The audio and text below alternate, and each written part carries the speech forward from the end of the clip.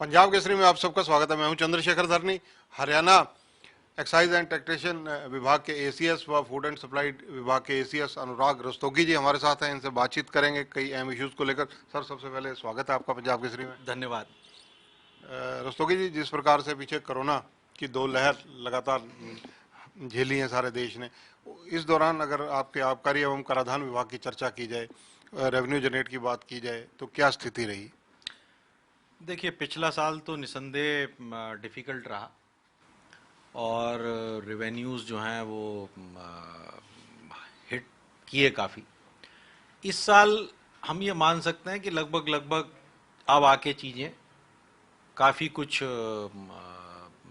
Normal course में, routine में वापस आ गई हैं और हमारी टैक्स कलेक्शंस भी अच्छी चल रही हैं। टैक्स कलेक्शंस भी अच्छी चल रही हैं, एक्साइज साइड में कलेक्शंस भी अच्छी चल रही हैं। अगर टैक्स कलेक्शन की चर्चा की जाए तो उसमें क्या स्थिति इस वक्त है पिछले सालों की तुलना में? देखिए, जो जीएसटी और वैट, इन दोनों में जो हमारी, अगर हम पिछले साल से कंपेयर करें, पिछले साल अब तक यानी कि आज तक जो हमारी कलेक्शंस थी वो लगभग 9,770 करोड़ की थी। उसके अगेंस्ट इस साल 14,530 करोड़ के करीब हो चुकी हैं, जो कि लगभग 49%, लगभग डेढ़े के करीब हम चल रहे हैं। एक्साइज में अगर हम इसको देखें तो एक्साइज में पिछले साल लगभग 4200 करोड़ की अब तक रिकवरी हुई थी और इस बार का रेवेन्यू लगभग 5,000 करोड़ का है, जिसमें अगेन हम करीब 18-19% ऊपर पिछले साल से चल रहे हैं।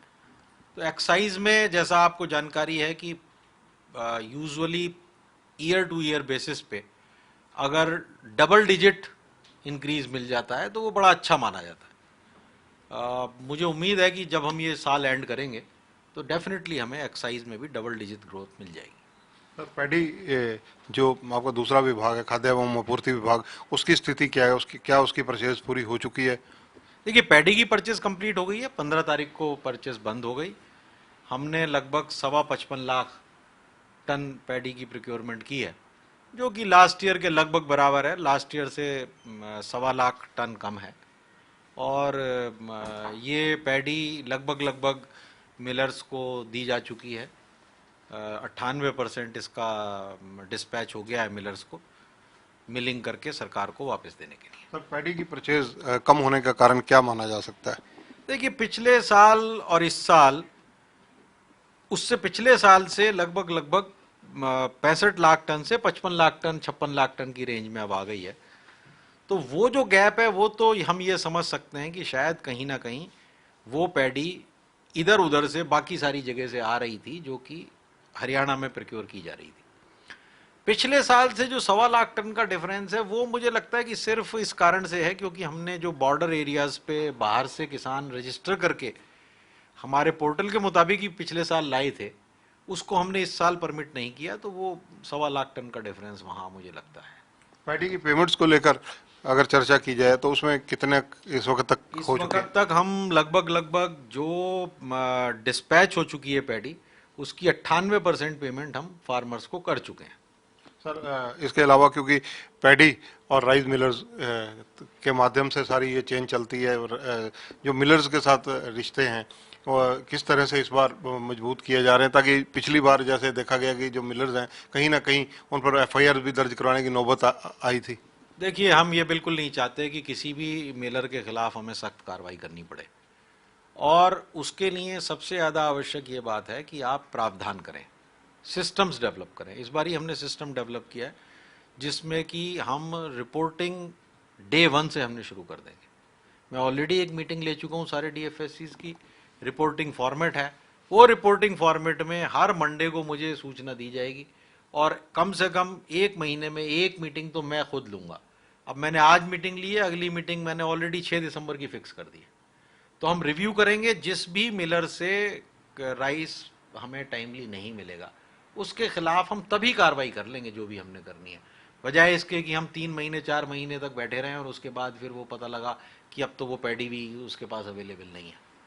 सर, परिवार पहचान पत्र ने कहीं ना कहीं सार्थकता साबित की है और उसमें देखा जाए तो उसके माध्यम से जैसे वृद्धावस्था पेंशन है और कई चीज़ों में जो ज़्यादा जा रही थी वो चीज़ें पकड़ में आई हैं। तो क्या जो राशन डिपो धारक हैं या राशन कार्ड धारक हैं, इनका भी कोई अनियमितता पाई गई अभी तक?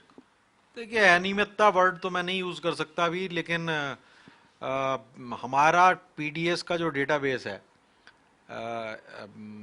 एवाई फैमिलीज़ का और बीपीएल फैमिलीज़ का, वो लगभग 11,41,000 फैमिलीज़ का है। इसमें से जब पीपीपी डेटाबेस को हमने इसके साथ मैच करने की कोशिश की है, तो अभी तक पीपीपी डेटाबेस में 10,60,000 ही फैमिलीज़ मिल पाई हैं। तो शायद कहीं ना कहीं हम ये कह सकते हैं कि या तो वो बाकी की 70-80 हज़ार फैमिलीज़ जो हैं वो पुरानी हैं, एग्जिस्ट नहीं करती हैं, वो कहीं शिफ्ट हो गई हैं, कुछ और बात है, तो उसको फिर अल्टीमेटली उस पर एक्शन होगा। वो उतने राशन कार्ड्स या उतनी फैमिलीज़ के जो कार्ड्स हैं वो वीड आउट होंगे।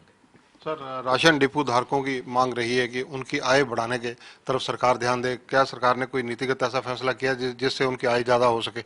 देखिए, पहले किया था, पहले तो उनका कमीशन सरकार ने बढ़ाया था, लगभग 2 साल पुरानी बात है। आज के दिन हम 1-2 चीज़ें और इंट्रोड्यूस करने की कोशिश कर रहे हैं, जिसमें एक तो कई सारी प्रोडक्ट्स जो बड़ी बड़ी कंपनीज़ की हैं, जैसे डाबर हो गया, मैरिको हो गया, हिंदुस्तान यूनिलीवर हो गया, कोका कोला हो गया, इनकी प्रोडक्ट्स को हम कोशिश कर रहे हैं कि कॉन्फेड के माध्यम से सेंट्रलाइज प्रोक्योरमेंट करके सस्ते रेट पे डिपो होल्डर्स को दें, जिससे कि वो मार्केट प्राइस से थोड़ा सस्ता गांव में बेचें, गांव वालों को भी फ़ायदा हो और उनको डिपो होल्डर को भी फ़ायदा हो। दूसरे, एक हमारा और प्रयास भी है कि हम ये कोशिश करेंगे आगे आने वाले समय में कि अगर कुछ एक डिपो होल्डर्स हमारे वो थोड़ा कंप्यूटर सेवी भी हैं, तो सीएससी का काम भी वो टेकअप कर सके, जिससे कि दोनों की इधर इसकी कमीशन और उधर सीएससी का जो प्रॉफिट है, दोनों मिलके उनके सारे वेंचर को इकोनॉमिकली वायबल बना सके। सर, सीएससी का अगर आम और सरल भाषा में बताना हो तो वो कैसे कहा जा सकता है? सीएससी जो आपके, जहां आज के दिन आप गांव में कि कोई भी अपना कंप्यूटर रिलेटेड काम करवाने जाते हैं, वो उनको कॉमन सर्विस सेंटर बोलते हैं। पूरी स्टेट में लगभग 20,000 के करीब ऐसे सेंटर्स हैं। सर, इसके अलावा अगर चर्चा की जाए, कोविड के दौरान सरकार के द्वारा जिस प्रकार से जो गरीब परिवार थे उनके मदद के लिए राशन देने की बात कही गई थी और वो शायद अभी चल भी रही हो योजना, लेकिन ये योजना कब तक चलने की संभावना है और कितने परिवारों को हरियाणा में मिल रही है? ओरिजिनली जब सेकेंड वेव शुरू हुई थी उस समय पे सेंटर ने ये डिसाइड किया था कि ये स्कीम नवंबर तक चलाएंगे। अब क्योंकि नवंबर का महीना चल रहा है, तो मेरा ख्याल है कि हफ्ते 10 दिन में ये आगे रिपोर्ट आ जाएगी, क्या सेंटर इसको आगे हम बढ़ा रहे हैं नहीं बढ़ाना है, उसके लिए वेट करते हैं थोड़े दिन। धन्यवाद सर, थैंक यू। तो ये हैं अनुराग रस्तोगी जी, एडिशनल चीफ सेक्रेटरी हैं आबकारी एवं कराधान विभाग के, और इसके साथ साथ खाद्य एवं आपूर्ति विभाग इनके पास है। इन्होंने अपने विभाग से संबंधित कई जानकारियां, अहम जानकारियां दी हैं। कैमरामैन संजय सिंह के साथ चंद्रशेखर धरनी, पंजाब केसरी टीवी, चंडीगढ़। हमसे जुड़े रहने के लिए हमारे YouTube चैनल को सब्सक्राइब करें और नई वीडियो की नोटिफिकेशन के लिए बेल आइकॉन को दबाएं।